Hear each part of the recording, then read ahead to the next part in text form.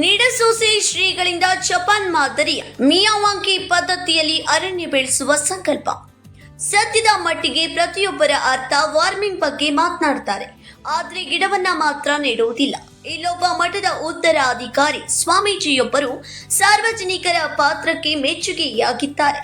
ಕಡಿಮೆ ಜಾಗ, ದಟ್ಟ ಅರಣ್ಯ, ಸಾಂಪ್ರದಾಯಿಕ ಪದ್ಧತಿಗಿಂತ ಜಪಾನ್ ಮಾದರಿಯ ಮಿಯಾವಾಕಿ ಪದ್ಧತಿಯೇ ಬೆಸ್ಟ್ ಎಂದ ನಿಜಲಿಂಗೇಶ್ವರ ಸ್ವಾಮೀಜಿ. ಈ ಕುರಿತಂತೆ ಒಂದು ವರದಿ ಎಲ್ಲಿದೆ ನೋಡಿ. ಹೌದು, ಬೆಳಗಾವಿ ಜಿಲ್ಲೆಯ ಹುಕ್ಕೇರಿ ತಾಲೂಕಿನ ನಿಡಸೋಸಿ ಪರಿಸರ ಸಂರಕ್ಷಣೆಯತ್ತ ಹೊಸದೊಂದು ಕ್ರಾಂತಿಕಾರಿ ಹೆಜ್ಜೆಗೆ ಮುನ್ನಡಿ ಬರೆಯಲಾಗಿದೆ. ನಿಡಸೋಸೆಯ ಎಸ್ಜಿಪಿಎನ್ ಟ್ರಸ್ಟ್ ಆವರಣದಲ್ಲಿ ಸ್ವಚ್ಛ ನಿಡಸೋಸೆ ಅಭಿಯಾನದ ಭಾಗವಾಗಿ ಕಡಿಮೆ ಸ್ಥಳದಲ್ಲಿ ನೂರಾರು ಸಸಿ ನೆಡುವ ಕಾರ್ಯಕ್ರಮಕ್ಕೆ ಚಾಲನೆ ನೀಡಲಾಯಿತು. ನಿಡಸೋಸೆಯ ದುರ್ದುಂಡೇಶ್ವರ ಸಿದ್ಧ ಸಂಸ್ಥಾನ ಮಠದ ಉತ್ತರಾಧಿಕಾರಿಗಳಾದ ಶ್ರೀ ನಿಜಲಿಂಗೇಶ್ವರ ಸ್ವಾಮೀಜಿಯವರು 200ಕ್ಕೂ ಹೆಚ್ಚು ಸಸಿಗಳನ್ನು ನೆಡುವ ಮೂಲಕ ಈ ಮಹತ್ವ ಕಾರ್ಯಕ್ಕೆ ಚಾಲನೆ ನೀಡಿದ್ದಾರೆ.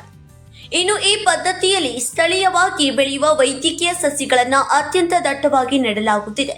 ಕಡಿಮೆ ಜಾಗದಲ್ಲಿ ಹೆಚ್ಚು ಸಸಿಗಳನ್ನು ನೆಟ್ಟು ಸ್ಪರ್ಧಾತ್ಮಕವಾಗಿ ಬೆಳೆಸಿ ದಟ್ಟ ಅರಣ್ಯ ನಿರ್ಮಿಸುವ ಮಿಯಾವಾಕಿ ಜಪಾನ್ ಮಾದರಿಯ ಪರಿಕಲ್ಪನೆ ಅತ್ಯಂತ ಪರಿಣಾಮಕಾರಿ ಎಂದು ಸ್ವಾಮೀಜಿ ವಿಶ್ಲೇಷಿಸಿದರು. ಪರಿಸರಕ್ಕೆ ಹೊಸ ಆಯಾಮ ಎಂದ ಶ್ರೀಗಳು, ಈ ಹಸಿರು ಉಪಕ್ರಮವು ಪರಿಸರ ಸಂರಕ್ಷಣೆಗೆ ಹೊಸ ಶಕ್ತಿ ನೀಡಲಿದೆ. ಇಂದು ಮುಂದಿನ ಪೀಳಿಗೆಗೆ ಗಿಫ್ಟ್ ಆಗಲಿದೆ. ಶುದ್ಧ ಗಾಳಿ, ಪಕ್ಷಿ ಸಂಕುಲಕ್ಕೆ ಸುರಕ್ಷತೆಯ ಆಶ್ರಯ ಹಾಗೂ ಪ್ರಕೃತಿಯ ಸಮತೋಲನ ಕಾಯ್ದುಕೊಳ್ಳುವ ಮಿಯಾವಾಕಿ ಅರಣ್ಯ ಪದ್ಧತಿ ಮಹತ್ವದ ಪಾತ್ರ ವಹಿಸಲಿದೆ. ಹಣ್ಣಿನ ಗಿಡಗಳು ಹಾಗೂ ನಾನಾ ಜಾತಿಯ ಕಾಡು ಸಸಿಗಳು ಒಳಗೊಂಡ ಸುಮಾರು 200 ಸಸಿಗಳನ್ನು ಇಲ್ಲಿ ನೆಡಲಾಯಿತು. ಶ್ರೀಗಳ ಕಾರ್ಯಕ್ಕೆ ಸ್ವಯಂ ಸೇವಕರು ಕೈ ಜೋಡಿಸಿದ್ದಾರೆ. ಶ್ರೀಮಠದ ಆಶ್ರಯದಲ್ಲಿ ಸಸಿಗಳಿಗೆ ನಿರಂತರ ನೀರುಣಿಸಿ ಪೋಷಣೆ ಮಾಡುವ ಜವಾಬ್ದಾರಿಯನ್ನು ಸ್ವಯಂ ಸೇವಕರು ವಹಿಸಿಕೊಂಡಿರುವುದು ಶ್ಲಾಘನೀಯ.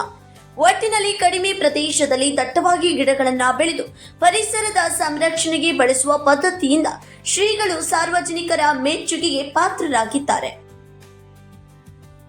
ಇವತ್ತಿನ ದಿವಸ ನಾವು ನಿಂತ್ಕೊಂಡಿರುವಂಥ ಸ್ಥಳ ಇದು ನಿಡಸೋಸಿಯ SJPN ಟ್ರಸ್ಟ್ನ ಕಾಲೇಜ್ ಆವರಣ. ಇಲ್ಲಿ ಈಗಾಗಲೇ ಹರ್ಮಿ ಕಾಂಪೋಸ್ಟ್ ಪ್ಲ್ಯಾಂಟ್ ಮತ್ತು ರಿಸೋರ್ಸ್ ರಿಕವರಿ ಪಾಯಿಂಟ್ ಎಂಬ 2 ತ್ಯಾಜ್ಯ ನಿರ್ವಹಣಾ ಘಟಕಗಳನ್ನು ಮಾಡಿದ್ದೀವಿ. ಈಗ ಹೊಸದಾಗಿ ಬಹಳ ವಿಶೇಷ ಅಂದರೆ ತಾವಿಲ್ಲಿ ನೋಡ್ತಾ ಇರ್ಬೋದು, ಇದು ಮಿಯಾವಾಕಿ ಫಾರೆಸ್ಟ್ ಅನ್ನುವ ಕಲ್ಪನೆಯಲ್ಲಿ ಗಿಡಗಳನ್ನು ನೆಟ್ಟಿದ್ದೀವಿ. ಎಲ್ಲರಿಗೂ ಇದರ ಬಗ್ಗೆ ಒಂದು ಕುತೂಹಲ ಇದೆ ಸಹಜವಾಗಿ, ಇದು ಏನು ಅಂತ ಹೇಳಿ. ಮಿಯಾವಾಕಿ ಅನ್ನುವಂಥದ್ದು ಇದೊಂದು ಜಪಾನಿನ ಒಂದು ಕಲ್ಪನೆ. ಅಕೀರ್ ಮಿಯಾವಾಕಿ ಎನ್ನುವಂಥ ಒಬ್ಬ ಬಾಟ್ನಿಸ್ಟ್ ಅಥವಾ ಸಸ್ಯವಿಜ್ಞಾನಿ ಈ ಮೆಥಡನ್ನು ನಮ್ಮ ಬಹಳ ಪ್ರಚುರಪಡಿಸಿದರು. ಆದ್ದರಿಂದ ಅವರ ಹೆಸರಿನಲ್ಲೇ ಇದು ಮಿಯಾವಾಕಿ ಫಾರೆಸ್ಟ್ ಅನ್ನುವ ಕಲ್ಪನೆಯಲ್ಲಿ ಭಾರತದಲ್ಲಿ ಈಗಾಗಲೇ ಇದು ಬಹಳಷ್ಟು ಪ್ರಸಿದ್ಧಿಯಾಗಿದೆ ಮತ್ತು ಬಹಳಷ್ಟು ಜನ ಇದನ್ನು ಮಾಡ್ತಾಯಿದ್ದಾರೆ. ವಿಶೇಷವಾಗಿ ನಾನು ಮಂಗಳೂರಲ್ಲಿ ಒಂದು 5 ವರ್ಷಗಳ ಹಿಂದೆ ಈ ಕಲ್ಪನೆಯನ್ನು ಅಲ್ಲಿ ಮೊಟ್ಟ ಮೊದಲನೇ ಬಾರಿಗೆ ನಾನು ಸಾಕಾರಗೊಳಿಸಿದ್ದೆ. ಸುಮಾರು 19 ಕಡೆಗೆ ಈ ಮಿನಿ ಫಾರೆಸ್ಟ್ಗಳನ್ನು ಮಂಗಳೂರು ನಗರದಲ್ಲಿ ನಾನು ನಿರ್ಮಾಣ ಮಾಡಿದ್ದೀವಿ. ನಾವು ಸ್ವಚ್ಛ ಮಂಗಳೂರು ಕಾರ್ಯಕ್ರಮದ ಅಡಿಯಲ್ಲಿ ನಿಡಸೋಸಿಗೆ ಬಂದ ಮೇಲೆ ಕೂಡ ಅದನ್ನು ಮಾಡಬೇಕು ಅನ್ನೋ ದೃಷ್ಟಿಯಲ್ಲಿ ಇಲ್ಲಿ ಸುಮಾರು ಈಗ 200 ಗಿಡ ನೆಟ್ಟಿದ್ದೀವಿ. ಮುಂದೆ ಇನ್ನೊಂದು 300 ಗಿಡಗಳನ್ನ ನೆಟ್ಟು 500 ಗಿಡಗಳ ಒಂದು ಮಿನಿ ಮಿಯಾವಾಕಿ ಫಾರೆಸ್ಟನ್ನು ರೂಪಿಸಬೇಕೆಂಬ ಕಲ್ಪನೆಯಲ್ಲಿ ಈಗ ಮೊದಲ ಹಂತದಲ್ಲಿ 200 ಗಿಡಗಳನ್ನ ನೆಟ್ಟಿದ್ದೀವಿ. ಏನು ಇದು ಮಿಯಾವಾಕಿ ಕಾನ್ಸೆಪ್ಟು ಅಂತಂದರೆ, ಇದೊಂಥರ ನಾವು ಬಹಳ ಸರಳವಾದ ಭಾಷೆಯಲ್ಲಿ ದಟ್ಟಾರಣ್ಯ ಅಂತ ಹೇಳ್ಬೋದು. ನಾವು ಸಾಮಾನ್ಯವಾಗಿ ಗಿಡ ಮರಗಳನ್ನು ನೆಡುವಾಗ ಸುಮಾರು 10 ರಿಂದ 15 ಅಡಿ ಗ್ಯಾಪಲ್ಲಿ ಒಂದೊಂದು ಮರಗಳನ್ನ ನೆಡ್ತೀವಿ. ಆದರೆ ಈ ಕಾನ್ಸೆಪ್ಟಲ್ಲಿ ಅಕೀರ್ ಮಿಯಾವಾಕಿ ಅವರು ಹೇಳೋ ಹಾಗೆ ಸ್ಕ್ವೇರ್ ಮೀಟ್ರಿಗೆ 4 ಅಂದರೆ ಸರಿಸುಮಾರು 2 ಫೂಟಿಗೆ ಒಂದೊಂದರ ಹಾಗೆ ನಾವು ಗಿಡಗಳನ್ನ ನೆಡ್ತಾ ಹೋಗೋದು. ಇದು ಯಾವ ಗಿಡಗಳು ಅಂತ ನೀವು ಕೇಳ್ಬೋದು. ಇವು ನಮ್ಮಲ್ಲಿ ಸಿಗುವಂಥ ಸ್ಥಳೀಯವಾಗಿ ಸಿಗುವಂಥ ಕಾಡು ಮರಗಳಿರ್ಬೋದು, ಹಣ್ಣಿನ ಗಿಡಗಳಿರ್ಬೋದು, ಅವುಗಳನ್ನ ಇಲ್ಲಿ ನೆಟ್ಟಿದ್ದೀವಿ. ಸುಮಾರು 25 ವೆರೈಟಿ. ಏನು ವಿಶೇಷ ಇದರದ್ದು ಅಂತಂದರೆ, ಕಡಿಮೆ ಸ್ಥಳದಲ್ಲಿ ಹೆಚ್ಚು ಮರಗಳನ್ನು ಬೆಳೆಯುವಂಥ ಒಂದು ಕಲ್ಪನೆ ಇದು. ಇದರಿಂದ ಅನುಕೂಲಗಳು ಏನು ಅಂತಂದರೆ, ಇದು ಹತ್ರ ಗಿಡ ನೆಡೋದ್ರಿಂದ ಅವು ಒಂದರಲ್ಲಿ ಒಂದು ಕಾಂಪಿಟೇಷನ್ ಆಗಿ ಹೆಚ್ಚು ಬೆಳವಣಿಗೆ, ಅಂದರೆ ಸುಮಾರು ವರ್ಷಕ್ಕೆ ನೀವು ಒಂದು 20 ರಿಂದ 30 ಅಡಿ ಬೆಳವಣಿಗೆಯನ್ನು ನೀವು ಗಮನಿಸ್ಬೋದು. ಇದನ್ನು ಯಾಕೆ ಇದು ಬೆಳವಣಿಗೆ ಆಗ್ತದೆ ಅಂದರೆ, ಹತ್ರ ನೆಡೋದ್ರಿಂದ ಸೂರ್ಯನ ಬೆಳಕು ನನಗೆ ಬೇಕು ಅನ್ನುವಂಥ ಒಂದು ಹಂಬಲದಲ್ಲಿ ನೀವು ಯಾವುದೇ ಗಿಡಗಳನ್ನ ನೆಟ್ಟಿದ್ರೆ ನೋಡ್ಬೋದು. ಹತ್ರ ಇದ್ದರೆ ಅದು ಸ್ವಲ್ಪ ಸ್ಪೀಡಾಗಿ ಮೇಲೆ ಹೋಗುತ್ತೆ. ಸಾಮಾನ್ಯವಾಗಿ ಇಲ್ಲಿ ಇದು ಒಂಥರ ಹಾರಿಜೆಂಟಲ್ ಗ್ರೋತ್ಕಿಂತ ವರ್ಟಿಕಲ್ ಗ್ರೋತ್, ಅಂದರೆ ಗಿಡಗಳನ್ನ ನಾವು ಸೈಡ್ ಬೆಳೆಸೋಕ್ಕಿಂತನೂ ಹೈಟಾಗಿ ಬೆಳೆಸ್ತಾ ಇದ್ದೀವಿ. ಕಾಡಲ್ಲಿ ತಾವೆಲ್ಲರೂ ಗಮನಿಸಿರ್ಬೋದು, ಎತ್ತರಕ್ಕೆ ಏನಕ್ಕೆ ಮರಗಳು ಹೋಗಿರ್ತದೆ ಅಂದರೆ ಅಲ್ಲಿ ಅಲ್ಲಿ ಹತ್ರ ಮರಗಳು ಇರೋದ್ರಿಂದ ಎತ್ತರಕ್ಕೆ ಹೋಗಿರ್ತದೆ, ಸುಮಾರು 60 ಅಡಿ 70 ಅಡಿ 80 ಅಡಿ ಹೋಗುತ್ತೆ. ಸೊ ಆ ಕಲ್ಪನೆಯನ್ನು ಇಟ್ಕೊಂಡು ನಾವು ಇಲ್ಲಿ ಒಂದು ವರ್ಟಿಕಲ್ ಗ್ರೋತ್, ಇದನ್ನು ಹೈಟಾಗಿ ತೊಗೊಂಡೋಗ್ಬೇಕು, ಸೈಡ್ಗಿಂತನೂ ಹೈಟಿಗೆ ತೊಗೊಂಡು ಹೋಗ್ಬೇಕು ಅನ್ನೋ ದೃಷ್ಟಿಯಿಂದ ಹತ್ರ ನೆಟ್ಟಿದ್ದೀವಿ. ಇನ್ನೇನು ಅಡ್ವಾಂಟೇಜ್ ಇದ್ದಕ್ಕಂತ ಹೇಳಿದರೆ ಕಡಿಮೆ ಜಾಗದಲ್ಲಿ ಹೆಚ್ಚು ಮರಗಳನ್ನು ಬೆಳೆಯೋದು.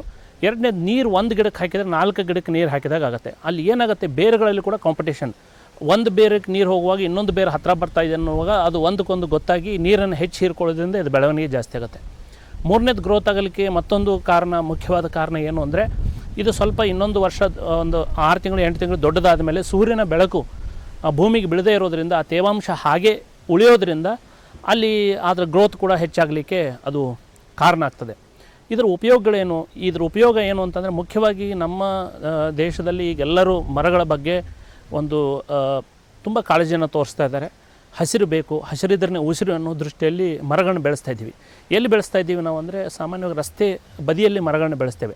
ರಸ್ತೆ ಬದಿಗಳಲ್ಲಿ ಮರಗಳನ್ನು ಬೆಳೆಸೋದ್ರಿಂದ ಒಂದು ಡಿಸ್ಅಡ್ವಾಂಟೇಜಸ್ ಏನು ಅಂದರೆ, ಅಲ್ಲಿ ರಸ್ತೆ ಅಗಲೀಕರಣ ಇರ್ಬೋದು, ಅಥವಾ ನಮ್ಮ ಎಲೆಕ್ಟ್ರಿಕಲ್ ಕೇಬಲ್ ಹಾಕುವಾಗಿರ್ಬೋದು, ಟೆಲಿಫೋನ್ ಕೇಬಲ್ ಹಾಕುವಾಗಿರ್ಬೋದು, ಅಥವಾ ಹೋರ್ಡಿಂಗ್ ಇರ್ಬೋದು, ಅವರೆಲ್ಲ ಅದನ್ನು ಕಡಿದು ಹಾಕ್ತಾರೆ.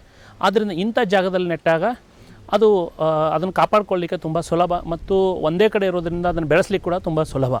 ಮತ್ತು ಇಲ್ಲಿ ಇದರಿಂದ ಸಿಗುವಂಥ ಒಂದು ಆಕ್ಸಿಜನ್ ಜನರಿಗೆ ಮತ್ತು ಹಕ್ಕಿ ಪಕ್ಷಿಗಳಿಗೆ ಒಂದು ಆಹಾರ ಮತ್ತು ವಸತಿ. ಸಾಮಾನ್ಯವಾಗಿ ಹಕ್ಕಿ ಪಕ್ಷಿಗಳು ರಸ್ತೆ ಬದಿಯಲ್ಲಿ ವಾಸ ಮಾಡಲ್ಲ, ಯಾಕಂದರೆ ಅಲ್ಲಿ ಶಬ್ದ ಇರ್ಬೋದು, ಬೆಳಕಿರ್ಬೋದು, ಅದಕ್ಕೆ ಮಾಡೋದಿಲ್ಲ. ಆದರೆ ಇಂಥ ದಟ್ಟಾರಣ್ಯ ಮಾಡಿದಾಗ ಬಹಳಷ್ಟು ಹಕ್ಕಿ ಪಕ್ಷಿಗಳಿಗೆ ಇಲ್ಲಿ ಆಶ್ರಯನೂ ಸಿಗುತ್ತೆ, ಆಹಾರನೂ ಸಿಗುತ್ತೆ. ಇದು ನಮ್ಮೆಲ್ಲರ ಕರ್ತವ್ಯ. ನಾವು ಮಾತ್ರ ಜೀವಿಸ್ಲಿಕ್ಕೆ ಹಕ್ಕಿ ಇರೋದಿಲ್ಲ ಇಲ್ಲಿ ಭೂಮಿಯಲ್ಲಿ, ನಮ್ಮ ಜೊತೆಗೆ ಇರುವಂಥ ಎಲ್ಲ ಪ್ರಾಣಿ ಪಕ್ಷಿಗಳಿಗೂ ಕೂಡ ಒಂದು ಆಶ್ರಯವನ್ನು ಕೊಡಬೇಕು ಅನ್ನೋ ದೃಷ್ಟಿಯಿಂದ ಈ ಫಾರೆಸ್ಟ್ ಭಾಳ ಅನುಕೂಲ. ಇನ್ನು ಇದರ ಮತ್ತು ಉಪಯೋಗ ಏನು ಅಂತ ಹೇಳಿದರೆ, ಸುಮಾರು 25 ವರ್ಷಕ್ಕೆ ಇದೊಂದು ದೊಡ್ಡ ಅರಣ್ಯವಾಗಿ ಬೆಳೆದಿರ್ತದೆ. ಅವಾಗ ನಾವು ಕಟ್ ಮಾಡಿ ಈ ಗಿಡಗಳನ್ನು, ಈ ಕಟ್ಟಿಗೆಯನ್ನು ನಾವು ಉಪಯೋಗ ಮಾಡ್ಬೋದು. ಈಗಾಗಲೇ ಅರಣ್ಯ ಕೃಷಿ ಅನ್ನುವಂಥದ್ದು ಭಾರತದಲ್ಲಿ ಬಹಳಷ್ಟು ಪ್ರಚಲಿತವಾಗಿದೆ. ಇದು ಅರಣ್ಯ ಕೃಷಿಯೂ ಕೂಡ ಒಂದು ಮಾದರಿ. ಸೊ ನಾವು ಗಿಡಗಳನ್ನು ಖಂಡಿತವಾಗಿಯೂ ನಾವು ಕಟ್ ಮಾಡಬಾರ್ದು ಅಂತ ಇಲ್ಲ, ನಾವು ಎಷ್ಟು ಕಟ್ ಮಾಡ್ತೀವೋ ಅದಕ್ಕಿಂತ ಡಬಲ್ ಬೆಳೆಸಬೇಕು. ಕಟ್ ಮಾಡಿ ಮನುಷ್ಯನ ಉಪಯೋಗಕ್ಕೆ ಇರೋದಂಥದ್ದು. ಆದರೆ 25 ವರ್ಷ ಅದರಿಂದ ಆಗುವಂಥ ಅನುಕೂಲತೆಗಳು, ಈ ವಾತಾವರಣದಲ್ಲಿ ಆಮ್ಲಜನಕ ಇರ್ಬೋದು, ಹಕ್ಕಿ ಪಕ್ಷಿಗಳಿಗಿರ್ಬೋದು, ರೈನ್ ವಾಟರ್ ಹಾರ್ವೆಸ್ಟಿಂಗ್ ಇರ್ಬೋದು, ಇವತ್ತೇನು ನಾವು ಗ್ಲೋಬಲ್ ವಾರ್ಮಿಂಗ್ ಅಂತ ಮಾತಾಡ್ತಾ ಇದ್ದೀವಿ, ಜಾಗತಿಕ ತಾಪಮಾನ, ಅದನ್ನು ಕಡಿಮೆ ಮಾಡಲಿಕ್ಕೆ ಕೂಡ ಇಂಥ ಸಣ್ಣ ಸಣ್ಣ ಅರಣ್ಯಗಳು ಸಹಾಯ ಮಾಡ್ತವೆ. ಅರಣ್ಯ ಕೃಷಿಯಿಂದನೂ ಕೂಡ ಇದು ತುಂಬ ಲಾಭದಾಯಕ ಒಂದು ಕೃಷಿ ಅಂತ ಇದನ್ನು ನಾವು ಹೇಳ್ಬೋದು. ಅದನ್ನು ನಾನು ವಿಶೇಷವಾಗಿ ಈ ಭಾಗದ ಜನರಿಗೆ, ನಮ್ಮ ಭಾಗದ ಜನರಿಗೆ ತೋರಿಸ್ಕೊಡ್ಬೇಕು, ಪ್ರಾಕ್ಟಿಕಲ್ಲಾಗಿ ಪ್ರಾಯೋಗಿಕವಾಗಿ ತೋರಿಸ್ಕೊಡ್ಬೇಕು ಎನ್ನುವ ಹಿನ್ನೆಲೆಯಲ್ಲಿ ನಾವು ಇವತ್ತು ಸ್ವಚ್ಛ ನಿರ್ಸೋಷಿ ಕಾರ್ಯಕರ್ತರು ಇದನ್ನು ಈಗ ನಿರ್ಮಾಣ ಮಾಡಿದ್ದಾರೆ. ಮುಂದಿನ ದಿನಗಳಲ್ಲಿ ಇನ್ನೊಂದು 300 ಮರಗಳನ್ನ ಇಲ್ಲಿ ಹಾಕೋರಿದ್ದೀವಿ. ಸೊ ಆದ್ದರಿಂದ ಇದೊಂದು ಉತ್ತಮ ನಮ್ಮ ಪರಿಸರ ಸಂರಕ್ಷಣೆಗೆ ಉತ್ತಮ ಉಪಕ್ರಮ ಇದು. ಇದನ್ನೆಲ್ಲರೂ ಮಾಡಬೇಕು, ಇದನ್ನು ನೋಡಬೇಕು, ಇದರಿಂದ ಸ್ಫೂರ್ತಿಗೊಳ್ಳಬೇಕು, ಪರಿಸರವನ್ನು ನಾವು ಉಳಿಸಬೇಕು. ಇದು ಕೇವಲ ನಮಗೆ ಮಾತ್ರ ಸಂಬಂಧಪಟ್ಟದ್ದಲ್ಲ, ಮುಂದಿನ ಜನಾಂಗ ಕೂಡ ಇದು ಸಂಬಂಧಪಟ್ಟದ್ದು. ಆ ಹಿನ್ನೆಲೆಯಲ್ಲಿ ಅದನ್ನು ಸ್ಫೂರ್ತಿಗೊಳಿಸೋಗೋಸ್ಕರ ಜನರಿಗೆ ಅನುಕೂಲ ಆಗೋ ದೃಷ್ಟಿಯಿಂದ, ಜನರಿಗೆ ಒಂದು ಮಾದರಿ ಮಾಡಿ ತೋರಿಸ್ಬೇಕು ಅನ್ನೋ ದೃಷ್ಟಿಯಿಂದ ಈ ಮಿನಿ ಮಿಯಾವಾಕಿ ಫಾರೆಸ್ಟನ್ನು ನಾವು ಇಲ್ಲಿ ನಿರ್ಮಾಣ ಮಾಡ್ತಾಯಿದ್ದೀವಿ. ಹೆಚ್ಚೆಚ್ಚು ಜನರು ಇದ್ರ ಬಗ್ಗೆ ತಿಳ್ಕೊಳ್ಳಿ. ಈಗಾಗಲೇ ಬಹಳಷ್ಟು ಸಾಮಾಜಿಕ ಜಾಲತಾಣಗಳಲ್ಲಿ ಇದ್ರ ಬಗ್ಗೆ ಮಾಹಿತಿ ಕೂಡ ಇದೆ. ಮಿಯಾವಾಕಿ ಫಾರೆಸ್ಟ್ ಅಂತ ಹಾಕಿದರೆ ಸಿಗುತ್ತೆ. ಆದ್ದರಿಂದ ದಯಮಾಡಿ ಇದನ್ನೆಲ್ಲರೂ ಹೆಚ್ಚಿನ ಸಂಖ್ಯೆಯಲ್ಲಿ ಇದನ್ನು ನಿರ್ಮಾಣ ಮಾಡಬೇಕು. ಅಲ್ಲಲ್ಲಿ ನಮ್ಮ ನಗರ ಪ್ರದೇಶಗಳಲ್ಲಿ ವಿಶೇಷವಾಗಿ ಮಾಡಬೇಕು. ನಮ್ಮ ರೈತರು ಕೂಡ ಈ ಒಂದು ಕ್ರಮವನ್ನು ಅಳವಡಿಸ್ಕೊಳ್ಬೋದು. ಈಗ ಹೊಲಗಳಲ್ಲಿ ಸಾಕಷ್ಟು ಗಿಡಗಳನ್ನು ರೈತರು ಕಟ್ ಮಾಡ್ತಾ ಇದ್ದಾರೆ. ಅದ್ರ ಬದಲಿಗೆ ಒಂದಷ್ಟು ಗಿಡಗಳು ಖಂಡಿತವಾಗಿ ಬೇಕು. ಸೊ ಆದ್ದರಿಂದ ಈ